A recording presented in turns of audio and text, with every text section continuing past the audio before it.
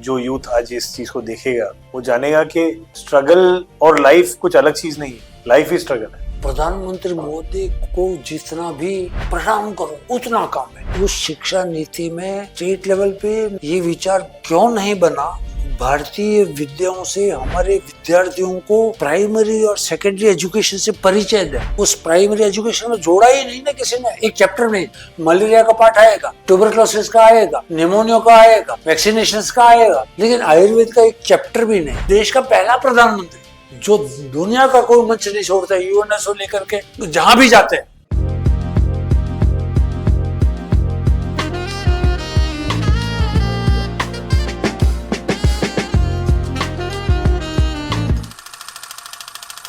प्रधानमंत्री मोदी को जितना भी प्रणाम करो, जितना भी उतना कम है। इसलिए नहीं कह रहा हूं कि वो आज प्रधानमंत्री है इसलिए कुछ उनके गीत ज्यादा गाओ, नहीं। मैं इसलिए ज्यादा प्रभावित हूं कि पहला राष्ट्रवादी पीएम जो देश को नेशन फर्स्ट मानता है, नंबर 1। नंबर 2, वो ऐसे प्रधानमंत्री हैं जो देश और विदेश का कोई मंच नहीं छोड़ते कि जहां योग और आयुर्वेद का नाम मान लेते हो और प्रचार प्रसार नहीं करते हो। जब वो ऐसा करते हैं। नंबर तीन ये है कि WHO को ऐसा विश्वास में लिया मोदी जी ने, पीएम ने, कि उनको ये किया कि दुनिया भर की जो ट्रेडिशनल सिस्टम्स हैं मेडिसिन के, उन सब का ग्लोबल सेंटर जामनगर में बनाया। Global centre Gujarat Ayurveda university Jamnagar में, WHO को विश्वास में लेकर के। और WHO को यहां तक भी बोल दिया कि यदि WHO को अपनी आर्थिक मदद अपनी सीमा में कर सकता वो बहुत अच्छी बात है, नहीं होती तो भारत सरकार करेगी, लेकिन ग्लोबल सेंटर जामनगर में बनेगा। अंडरस्टूड। नंबर जब ये अंतर्राष्ट्रीय मंच पर मोदी जी योग और आयुर्वेदा को प्रमोट करते हैं, उसके बेनिफिट सबको बताते हैं, और आप उस चीज को जब टीवी पे देख रहे होते हो, आपके अंदर का जो आयुर्वेदाचार्य है, तब मुझे कहा कि शिव शर्मा का रोल तो कोई नहीं कर पा रहा है देश में। आयुर्वेद को अभी भी लोग हैं, शिव शर्मा जैसा रोल प्ले नहीं कर रहे हैं, उसके एवज में प्रधानमंत्री मोदी जी कर रहे हैं। जो रोल देश में आयुर्वेद के बड़े बड़े आचार्यों को प्ले करना चाहिए देश और विदेश के लिए, कर भी रहे हैं कुछ लोग, ऐसा नहीं कर रहे हैं, ऐसा नहीं है। लेकिन अदर देन एक आयुर्वेद का व्यक्ति, मोदी तो अदर देन आयुर्वेद है जी, लेकिन देश का पहला प्रधानमंत्री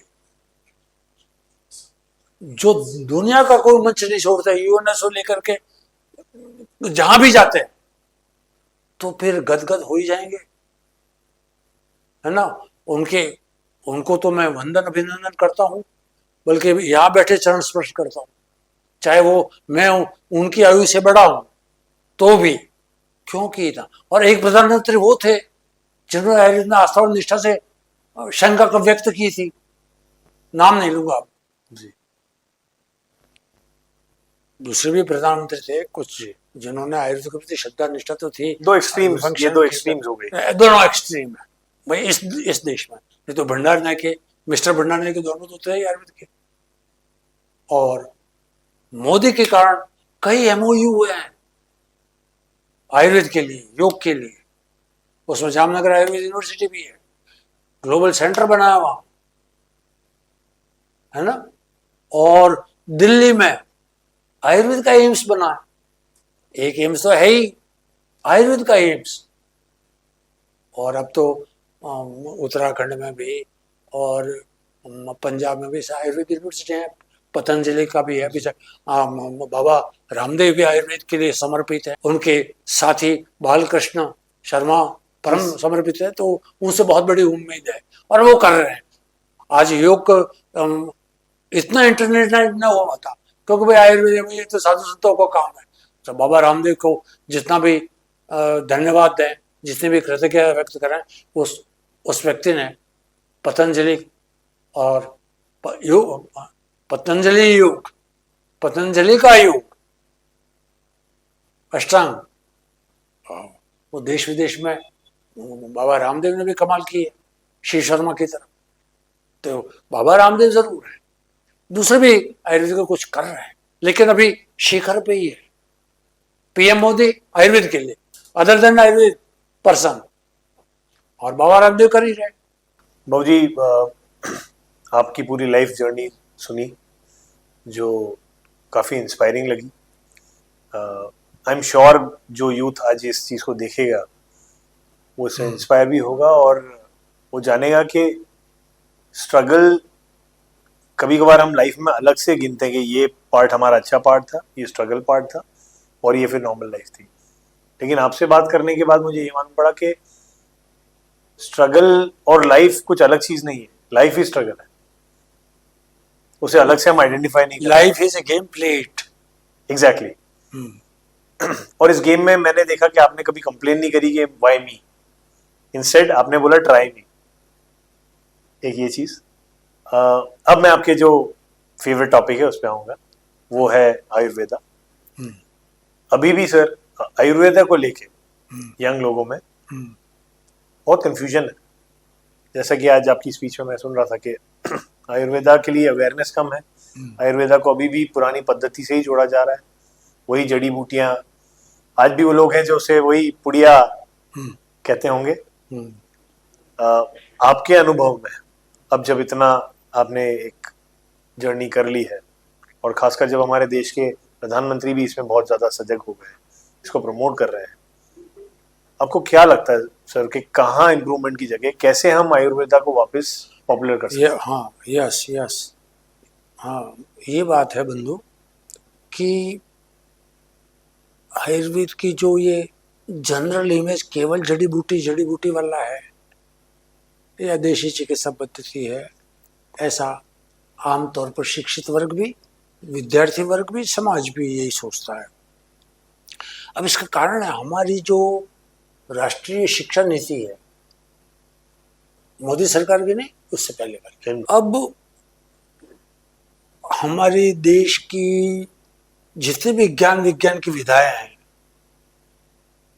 जितने भी आयुर्वेद हो, वेद वेदांत उपनिषद के, ज्योतिष के, कर्मकांड के, एस्ट्रोनॉमी, ओशनोग्राफी, जस जो भी है, पर्टिकुलर मैं चूंकि आयुर्वेद का आदमी हूँ, तो उस शिक्षा नीति में न स्टेट लेवल पे न केंद्रीय स्तर पर ये विचार क्यों नहीं बना कि भाई भारतीय विद्याओं से हमारे विद्यार्थियों को प्राइमरी और सेकेंडरी एजुकेशन से परिचय दें।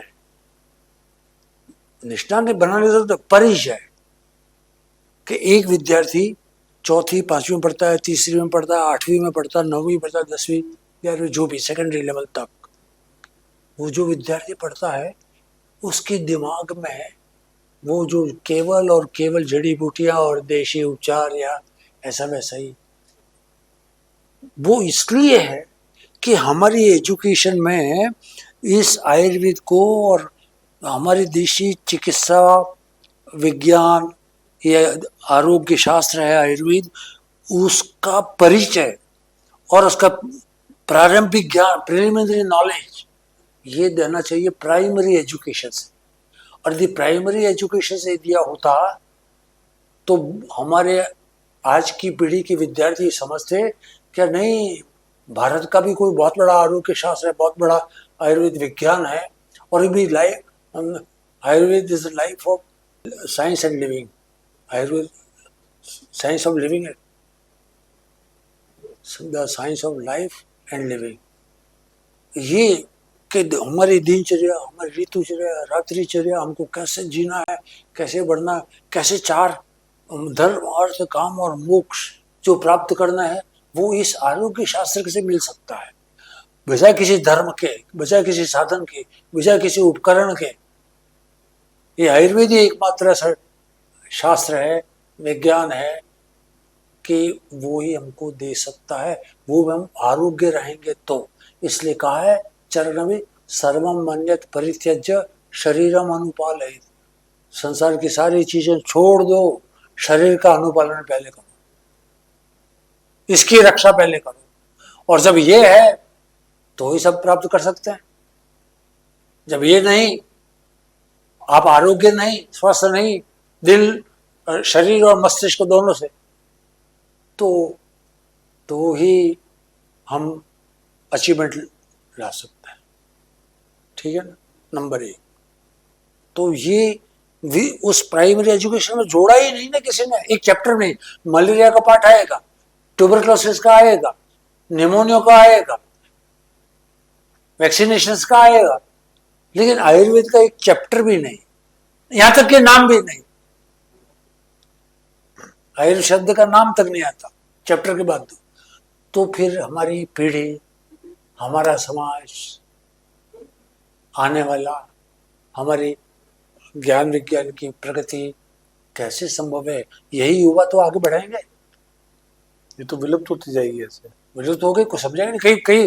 कई चीजें विलुप्त हो भी चुकी है, आयुर्वेद के नहीं, कई विधाएं विलुप्त हो चुकी हैं।